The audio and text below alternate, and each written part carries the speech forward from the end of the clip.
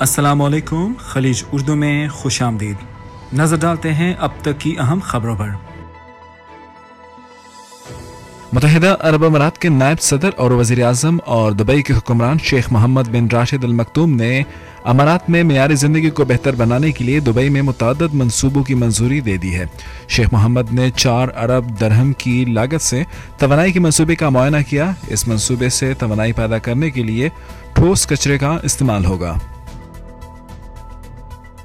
Dubai اور Sharjah کے درمیان بسوں کے 5 نئے روٹ چلانے کا اعلان۔ سال رواں کے اختتام سے قبل دبئی اور شارجہ کے درمیان بسوں کے 5 نئے روٹس کو دیے جائیں گے۔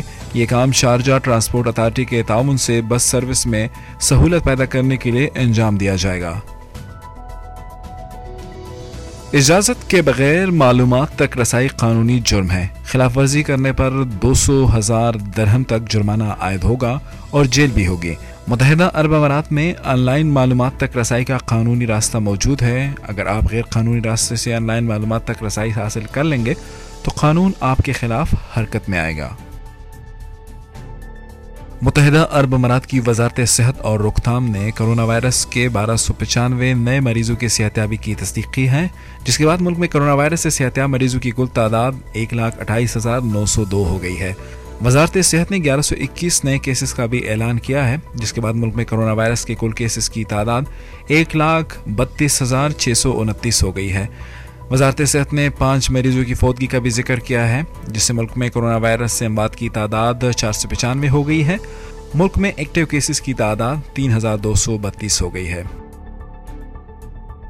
متحدہ عرب امارات نے سوشل میڈیا پر کرونا وائرس سے متعلق افواہوں کی تردید کرتے ہوئے عوام کو کرونا کا علاج کرنے کی ہدایت کی ہے۔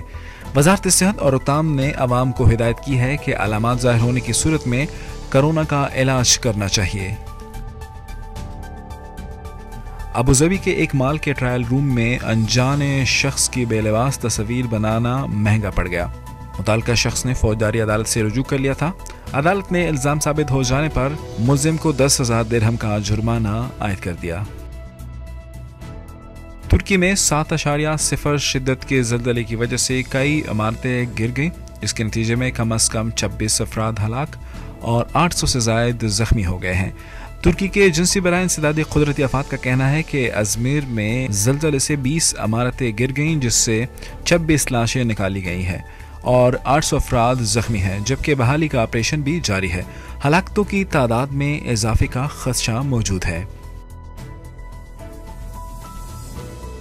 پاکستان کا ترکی سے اظہار یکجہتی، ہر قسم کی امداد کی پیشکش کر دی۔ قیمتی جانوں کے ضیاع پر وزیر اعظم عمران خان کا اظہار افسوس۔ اپنے ٹویٹر پیغام میں وزیر اعظم عمران خان کا کہنا ہے کہ ترکی کے شہر ازمیر میں پیش آنے والے زلزلے میں قیمتی جانوں کے ضیاع پر پوری پاکستانی قوم رنجیدہ ہے۔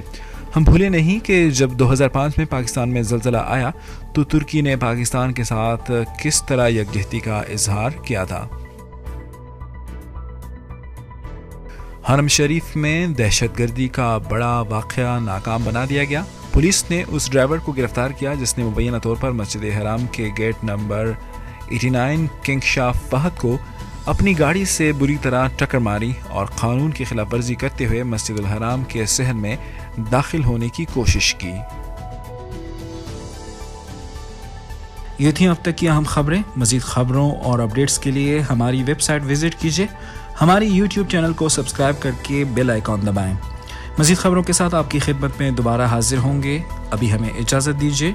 خدا حافظ۔